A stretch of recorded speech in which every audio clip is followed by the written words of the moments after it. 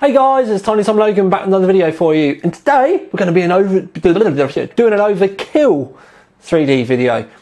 Obviously I got sent to Mars, and if you click the link underneath that will take you to the main written review where you've got a single card and the two cards running, but we've decided to split the videos up.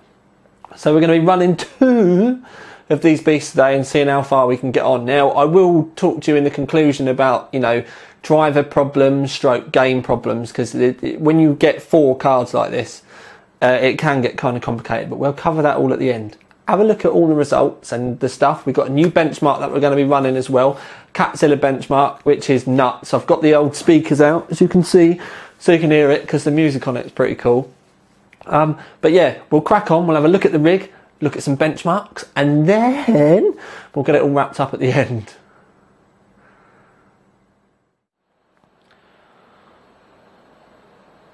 Hokey jokey, right, just giving you a quick look at the bench rig. And it's not your average bench rig. Obviously we've got 6 PCI Expresses off this side, and you can see the old lit up bits here.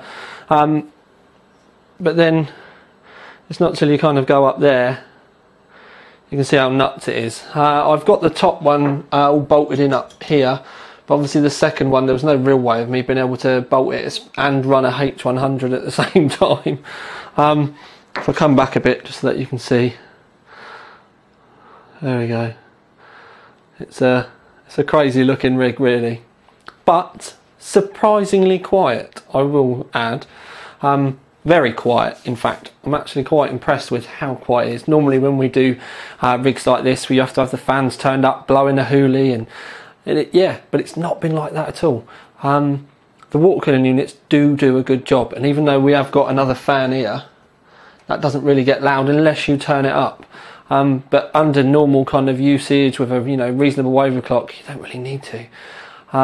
It's just that the enclosed water cooling does make things a bit awkward with trying to run a H100, for example. But anyway, that's a look at the rig settings. We've got it's a Rampage 4 Extreme. We've got a 3960X in there running at 4.6 GHz, 16 GB of Corsair Dominator Platinum memory running at 2133. Yes, that's all my stuff going off in the background. H100i, we've got a GTX Neutron 240GB solid state drive, all being powered by an AX1200i. But yes, and then obviously two Aries 2, so there's a total of 4 7970s on that board at the moment, 2 on each card. So yes, what we will do now is we'll move on to looking at some of the benchmark scores and seeing what we can really get out of it.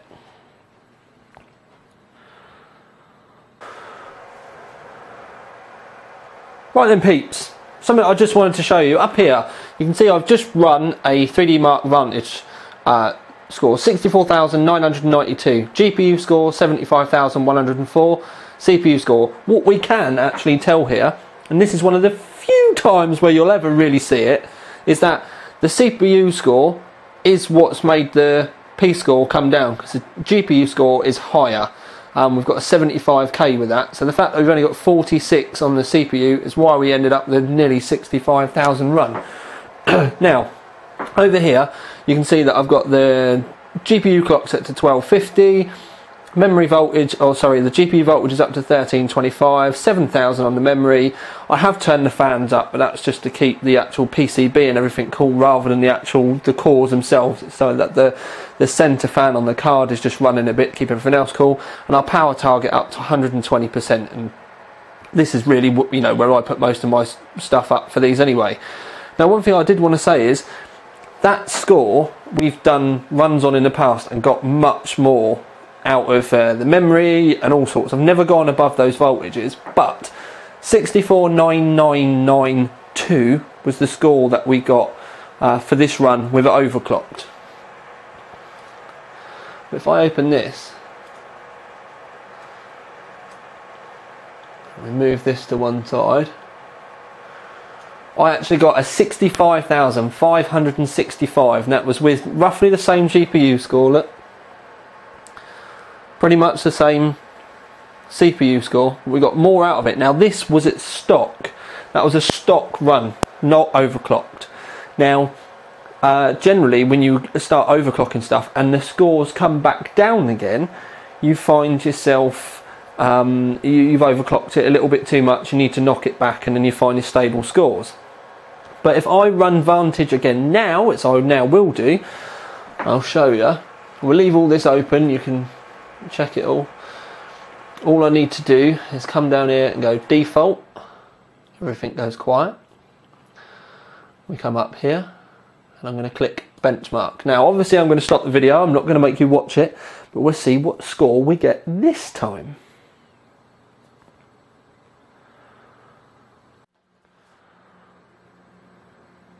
Okay then, so it's just finished this run and you can see that we've got a 64,677 now, 74 on the GPU, 74,266, and then the same roughly CPU score. But if we bring this one back up again, you can see that we've basically lost about 1,500 points on the GPU score total, and then almost 1,000 points on the P score. Now one thing to remember, these are both being run at stock, they're the same things. Now the only thing is the only way I can explain this to you guys is sometimes I've had it with CPUs before, I've had it with other GPUs before. It's not an Asus problem, it's a GPU problem, and the reason why I brought this up is so that we can give you that bit of kind of education, as we always like to try and do. That sometimes you can get amazing scores when you first get the stuff, and then it kind of settles in, kind of like yeah, just kind of settles in, and then the scores can drop. Your overclocks over time, like on your CPU and stuff, can sometimes need more volts and need more work fine for 6 months, and then all of a sudden they need a few more volts. It's pretty much the same kind of thing. It's a harsh way to put it. A good way to kind of put it is the silicon degrading. That sounds a lot worse than it actually is, because this is still great. When we overclock it, we're still getting better scores. It's just that when we first got them, we did get much better scores. The only way to kind of work with this is over time would be to test it more and more, but this isn't the first time I've seen this. It's just the fact that I did want to bring it up because I can't show you really good overclock scores now, because the stock scores have dropped so much from when I first got the cards. And believe me, I've tried different drivers, I've tried this, I've tried that, obviously did clean driver sweeps each time. I'm not, you know, a complete noob to this, but I did just want to kind of bring it up. That's not to say that a 64,667 P score on Vantage isn't nuts. I mean, look at that GPU score, 74,266 GPU score. That's absolutely ridiculous. And quite quiet too, because when I did the Quadfire with 7970s before, I was obviously having to run the fans crazy high to even get them to go there. So it does look a bit negative, but I need to stress that it's not. This is almost kind of normal, but it's because this one seems to have, that they seem to have kind of settled in and dropped off quite soon. I hadn't even really got to really doing much overclocking with these yet, and I've obviously tried to turn the cards around to see which one's which, and we've not got a stronger one, so to speak. But the thing is the scores, I mean, as I've said in the other review, just out the box, an 1100 core is brilliant with these. The fact we can even get 3D Mark Vantage stable at 1250 on the core is amazing. Now, obviously, generally when you add more and more stuff in, it gets more and more difficult. It's a shame that the scores are dropping off, because to be able to get those kind of clocks out is just ridiculous, especially with 4 cards, or, you know, like 4 cores on there. It really is a massive achievement. Then again, you're never really going to be running 2 of these in the real world anyway. And as I'll talk to you later on, especially with games, that's where they start to fall on their arse a bit. But it's a driver thing, stroke game problems. It's always one or the other. But we'll talk about that in a minute, and more in the conclusion stuff. This was just something I did want to cover. But nonetheless, it's still epic, and I do mean it is still epic as well. But what we're going to do is I'm now going to move on and show you the rest of the benchmark scores, and I'll show you all the screenshots instead.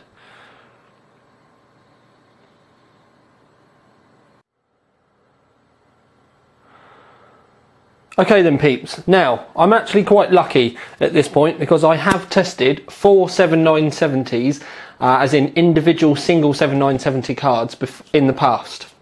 We've done that in a previous Overkill3D video, and this is the score that I got from 4 stock 7970s. I think they were running 925 core, 900 core, something like that. We'll say 925. Now this on the left hand side is the stock score for the Asus cards. Now obviously these are pre-overclocked, they're all running at 1100 anyway. Now even when I managed to get scores with an overclock, I was only running about 1150 anyway. I think if I click back one, yeah. This is the score that I got with 4 7970s, absolutely screaming out really loud. They were mega hawks, obviously there was 4 of them. I think that for 3D Mark 11, I think I might have actually been running like 1200 or 1250. I can't remember. I'll say 1200. In fact, we can have a look. Yeah, 1200 with the memory at 1550. And like I said, they were absolutely screaming their nuts off. I had to have fans on the top of them and all sorts. So they do go in front of the Asus card by about 1000 points, but the Asus is so much more calm and collected. You don't need as many PCI Express connectors. So it's actually much more usable. Now, I have beaten that 24393 with an overclock. But this is one of the things you need to remember. This is an overclock score. This is the Asus at stock. Now, if we move over, we get the extreme score, which as soon as you go over the 10,000 mark with an X score, it just goes to show you how strong the card is. Now, I've not done X scores with this one because when I was doing the benchmark results for this, I was doing ones that it was just what HWBot wanted. But if we move on to Vantage, this is when I can bring up this next window. Now, this is another good one because this is something that you all need to see. You can see that we've got the GPU clock at 1050 on this one. It's much lower on this one because we're running 3D Mark Vantage. 3D Mark Vantage is one of the most intensive GPU tests. If you can get it to pass with a GPU overclock, 9 times out of 10 your overclock's going to be pretty safe. So we've got 65763, and then we've got 655565. Now you can see that the GPU score here is much higher than this one. So the Asus card is, you know, significantly better. We have got a slightly higher overclock, but like I said, it's much more cool, calm, collected. That's literally just click, open and run. This is obviously overclocked, and I know this is pre-overclocked, but you can see what I mean about the scores are so similar, but a lot less hassle. It's the reason, as I said to you before, the reason why I'm showing you stock results on these ones is because now the scores are starting to taper back slightly. So the stock scores are actually, you know, my quite good scores at the moment from when I first got them. Anyway, right, so we move on to extreme, and there's another, you know, crazy score. You can see with the extreme that we're not getting a bottleneck here because the score is so much more intensive. The GPU score is pretty much bang on what the X score is, which is absolutely, you know, exactly where you'd want it. I don't think I've got an X score.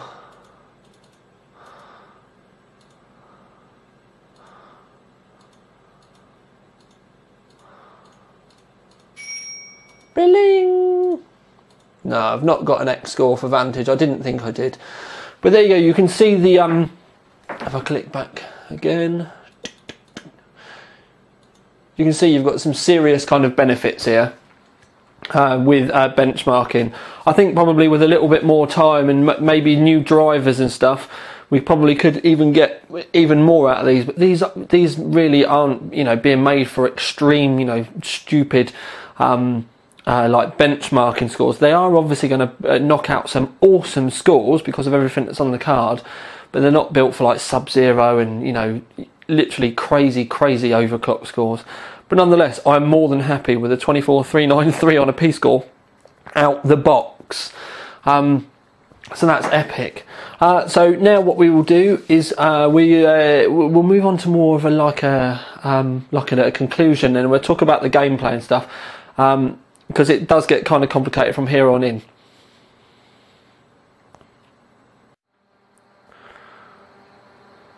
Okie dokie, so 2560 by 1440.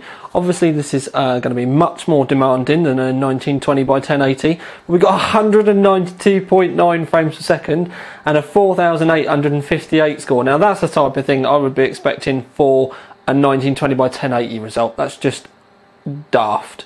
And just so that you can see the difference, I will run a 1920 by 1080 now, just so that you can see how much that goes up with the two cards.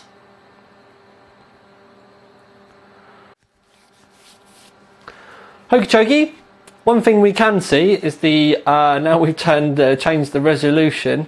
There's no artifact, so I'm now saying that it's probably going to be something to do with the Unigine, not like in the cards or whatever. But anyway, FPS 256.2. So obviously we've got the two cards in here running at stock, but now we're back down to a 1920 by 1080, and the score's gone up from 4,000, nearly 5,000, up to 6,453. Minimum frames a second was 22.2. That's still quite low, but it just goes to show how demanding this can be. That could also be spiking up and down due to some micro stutter between the 4 cores. But obviously the maximum frames per second was 535.6. So quite a bit of a range of difference there. Anyway, that's your Unigine scores, guys.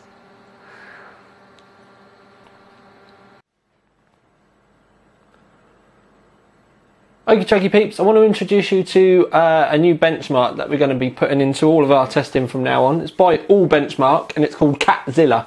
And it is as crazy as it sounds.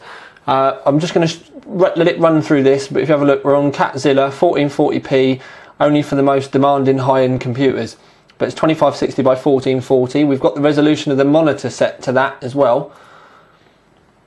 And we'll just let this run through. We're going to let it run through with my mic that I'm wearing.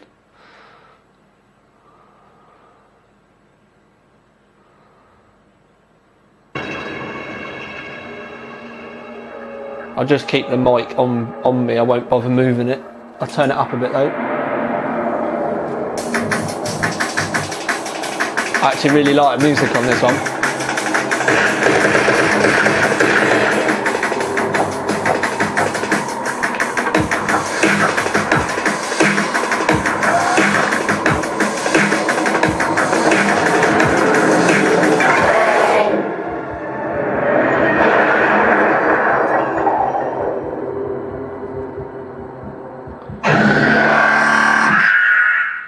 Double step time.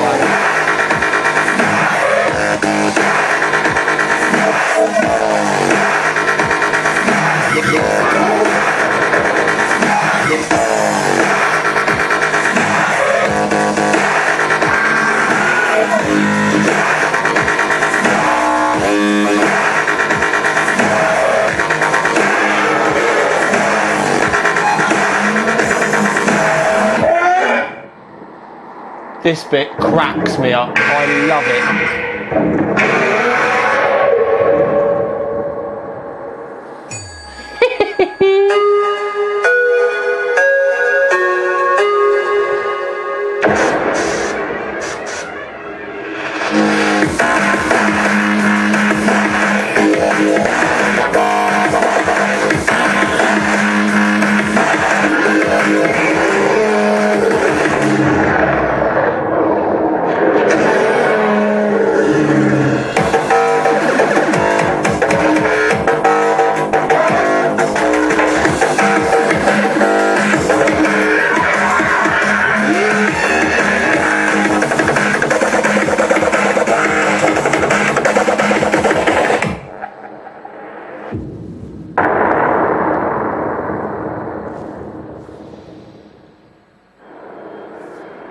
Massive crater, but look, she's still alright, and they're back to being kitties.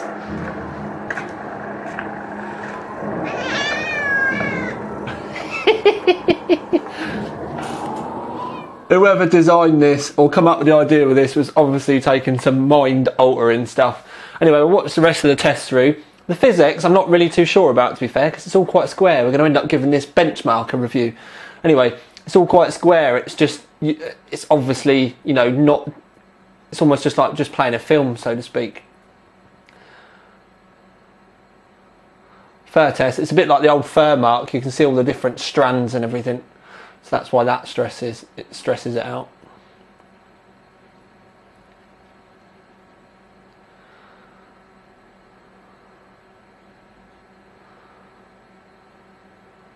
This just makes me think that it's out of focus. Gives me a bit of headache.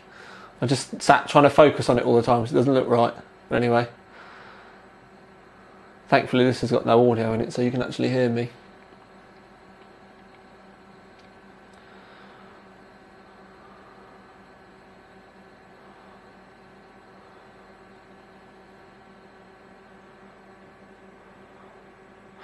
And there we have, right at the end, we get a score of 17,781. Now, if you go to the click link underneath to the main review, you can see the other benchmarks we've done with it in all of the different ones, because we've run all of the tests. Kitty, Cat, Tiger, Catzilla. And we've done that with 1 card and 2 cards. So yeah, go and take a look at that. But that's the first time that you've seen us using the Catzilla benchmark. And thank you to All Benchmark, because I sent them an email earlier on this week and said that I wanted to start using it in the reviews, and they sent me over a professional key straight away. So yeah, nice one, guys. Thank you very much.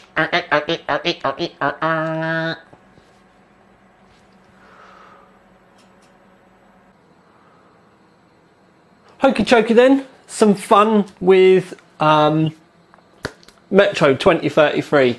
This is one of the few games that that I've got, or that we use, that does actually seem to respond really well to multiple chord setups. And by that I mean you do often get, you know, some games will run worse than a single Aries.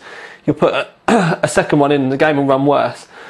And it's always a toss-up between the fact whether it's actually a driver issue or whether it's you know, an issue with the card or the game. So you never know which one it is. It's either the game or the drivers with the card. So you never know, but this always seems to work really, really well. So we've got the 2 in at the moment, and we're going to be playing it at 1920 by 1080. And then what I'll do is we'll play the same bit again, but I'll turn the resolution up to 2560 by 1440, just to show you how much balls that they've got. Now, top right hand corner, 198 flashing into 200 frames a second.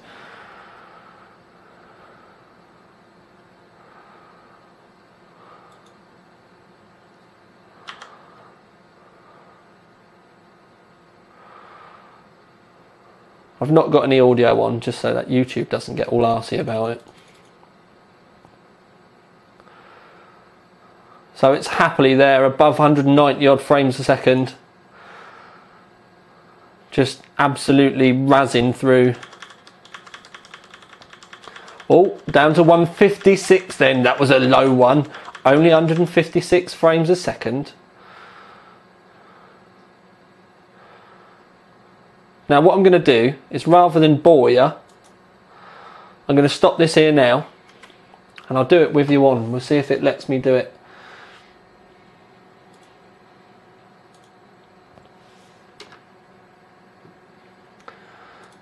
If it doesn't want to restart to do the resolution, then we're laughing.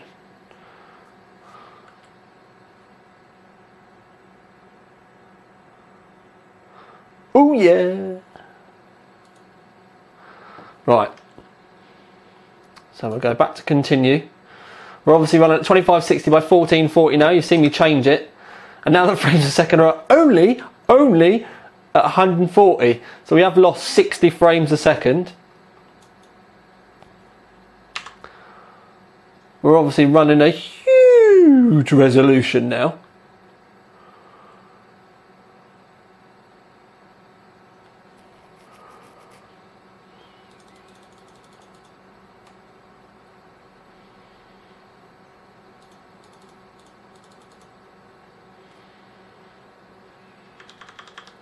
Dude, come on, smash that E button. I've not seen, oh, that went down to 80 frames a second then.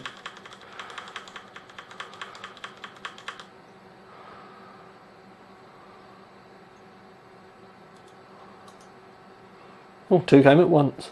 Boosh! Get out of it.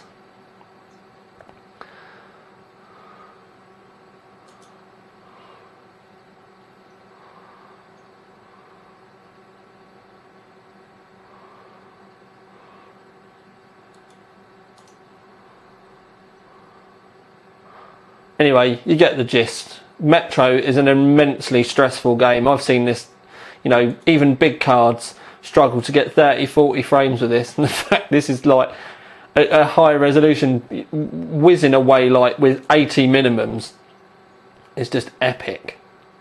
But anyway, oh, missed you. Got to kill you. There we go. How did I what? Right, both barrels. Oh, we got another one. Come on then. You coming in? No. Right, that's enough. I'm not going to bore you anymore.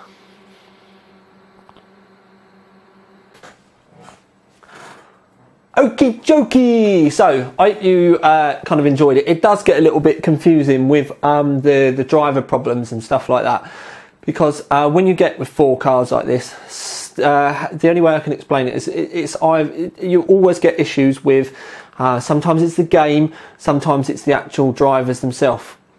When I did 4 reviews, 4 individual cards before, we actually had games that performed less with 4 cards than they did with just 2 in, just to show you. And then you can get glitches with the games where they don't know where all these graphics cards are coming from and they don't know what to do with it all. And then, like I said, sometimes you can actually get drivers with the driver problems with the actual ones that are running the cards themselves, where they're not talking to all 4 cores properly. So with stuff like this, it does get complicated, which is why when I see people with 2 690s, 2 7 990s, 2 of these, whatever they want to get, they will end up getting a lot of problems, and it can take a long time for both the drivers, whoever made them, NVIDIA, AMD, whatever, to get their drivers sorted out, and then also get all the games sorted out as well. Which is one of the reasons why when I see people with 2 of these, it's almost like they've just kind of like bought them for the sake of it. I would say with something like this, whether it's the Ares, Marses, stuff like that, it's for benchmarking. That's where they really shine. You do get a few games. Metro loves 4 cores. It actually does grab hold of all those cores, and you see the frames per second just rocket. It's one of the few games that we use that you actually get the the real benefit from. But saying that, all the benchmark scores were nuts. It was just a little bit I won't say disheartening, but where our scores when we first got the cards, they were great, and then they did get a fair bit better. We lost about 2,000 points on most of the benchmarks in the end. No, that's not a fault of the cards. That's just one of those things that they kind of settled in. It's been a little bit more of a drop off than I've seen before with some other stuff, I will admit that. But again, it's not really something we can do. The scores now have leveled out, and the results that we've put in the review, they're sat there. It doesn't matter how much more overclocking up and down and everything I do, the stock results have leveled out, and then the overclock results are going up from those stock results. So it's normally I'd not tell you about the fact that we got some real good ones and then they dropped. But I think you know me well enough now that I'm going to be honest with you about this stuff. This isn't something that you should be like, oh, I'm not buying them because the scores are getting worse. And it's just like, well, that can happen with any of them. I just thought I'd put it in. Generally, when we have stuff like this happen, I would end up just putting, like the ones where they leveled out on. But yeah, just for a change, I added them into this. One thing I will say though, and I'm not 100% sure on the AIO solution, all-in-one solution for the water cooling. But not because of the way it's used, because it is quiet, keeps the temps down, it does everything right. It's just the fact that it is quite a big lump there. And if you're running a H100 in the top of your case and you want to put this at the back of your case, you could run into some problems. So you're going to have to be careful. Make sure that you've got a decent size kind of height case. So either that, or you're going to have to try, depending on your case, maybe put it in the floor. Obviously, it blowing the heat out the back would be better, but you're going to have to use an educated kind of decision with them. But they do stay remarkably cool.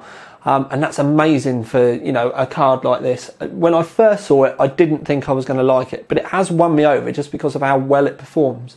And especially where we've got two of them in there, although it has warmed the room up lovely. I haven't had to have the heating on with all this cold weather, but they have been remarkably quiet. And the only times that we really turned the fans up, you know, away from auto, was to just see if an unstable overclock could be cured with slightly lower temps. Never ever could, so we just left them on, you know, idle, auto half the time. But like I said, that's why we separated this section of the video off, because when you start talking about drivers and stuff like that, it gets really confusing, and I knew a lot of people would then start to think it was just because of a single card. But all the kind of driver issues and stuff like that, because there's two of them running in the machine at the same time. Like, for argument's sake, Sleeping Dogs wouldn't play, Far Cry was horrific. The micro stutter on Far Cry was daft. It said it was playing at 60 frames a second, but it was so jittery, it felt more like 20 frames a second. And again, these are all things that with newer drivers and probably a game patch, if they ever decided to release a game patch for two of these things, which, let's face it, it's probably not going to happen, but they're all the little things that you end up having to, you know, kind of get over when you get two of these. One, I have to admit, it is a lot of money, and as I'm going to say in the other review, it is a lot of money, but they do work, and it is kind of very, how can I put it? It is very unique, and it's not the type of thing that you're going to spend 1,250 quid on, you know, to get the performance out of it, because you could get this kind of performance with two individual cards. Not with, we're talking about a single card here, but it's more about the exclusivity. It is an e-penis thing. It is something to put in your signature. I just, please, for the love of God, if you do end up getting one of these, please do it justice and make it tidy. Don't just kind of hammer it in and have it in a nasty looking rig. Have it in something that's going to make it look nice. I think the H100 with the red lights on and the red lights on this, and a nice black and red rig, lots of black, tiny little bit red accents in there, I think that would work, and you could make that look like an amazing rig. But I hate it when I see these things and they're in just like a cable spaghetti junction nightmare, and it's just like, no, what have you done? But anyway, we're going to leave the video here. Like I said, this was just kind of an extra one to talk about this kind of stuff. But yeah, I do really like these cards. Definitely have a look at the other video that I've done with just a single card review and 2560 by 1440. And also have a look at the review underneath. A single card did win a performance award. We didn't give it a gold award because at the end of the day, it is a mind-blowing amount of money, but they do pump the scores out. Even when they did drop that little bit, they still pump the scores out like no one's business. So yeah, we'll leave that on there. Little bit of a confuddling one, but we got there in the end. But for now, at least, this is Tiny Tom Logan with another video for you. Out.